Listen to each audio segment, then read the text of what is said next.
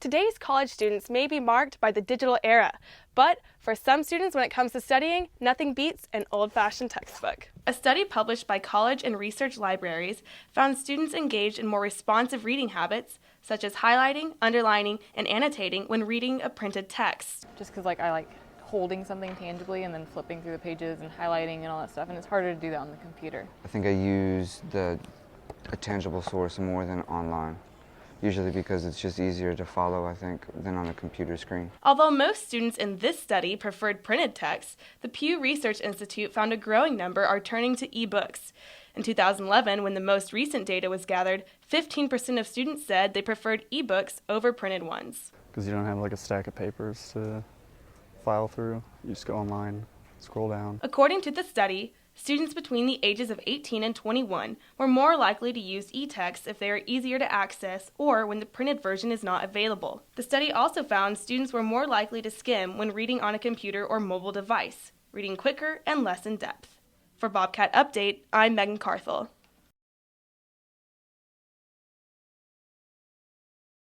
Smoking has been a hot-button issue for quite some time, and attempts to limit it are not going away anytime soon.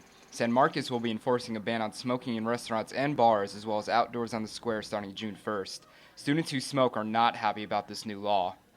Like, at certain bars, I don't think that it should be that way. Like Taxis or Black Rabbit, like those are dive bars. Like, you know, you go there expecting it to be dirty and grungy and like smoke-filled. Some students who work at bars worry the ban may affect their business. Especially around this town. It's a small town and your selection of bars are right here in the square. Whether you like the ban or not, it's something you're going to follow and that bars are going to enforce, obviously, because if not, we're going to get closed down. Some indoor bars, such as the Tap Room, have already enforced a smoking ban, while outside bars, such as Zelix and Louis, are waiting until June to enforce the smoking ban. Students who don't smoke think the new law is a step in the right direction. I think the ban could be a good idea just because smoking is bad. It has very negative health effects and people do litter a lot. Other San Marcos residents have gotten used to smoking indoors and think the change is not needed. I would never look at somebody and be like, hey, put your cigarette out. Like, I don't want you sitting next to me smoking your cigarettes. Like, and I don't know why someone would want to tell anybody that. So people should be able to do what they want, especially if they already can. Why take that away from them? The ban includes e-cigarettes and vapes. Be sure to contact San Marcos City Council for more information. For Bobcat Update, I'm Frank Macri. UConn, #1. Let's go. Florida's gonna win. Yep, number one. Woo! I think Florida. I love Florida, you know. Florida's gonna win it. They're gonna win #1. That's what I think. Yep. I think UConn's gonna take it all. I got Wisconsin winning the whole thing, you know. From Ohio, so it's Big Ten over there. So I got the Big Ten winning the whole thing. There you go. I got 10 on Wisconsin. And cut.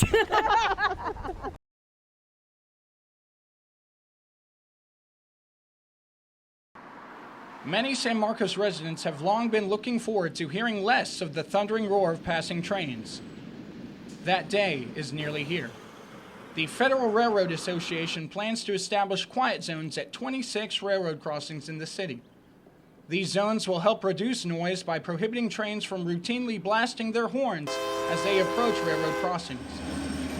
This news comes just in time for one Bobcat Village resident who says the trains had started to become a problem. Yeah, it kind of has. Like when it's like 2 a.m. and they come by and you're trying to sleep or study, like it's really loud. The quiet zones can be created only after safety upgrades are completed to all 26 crossings.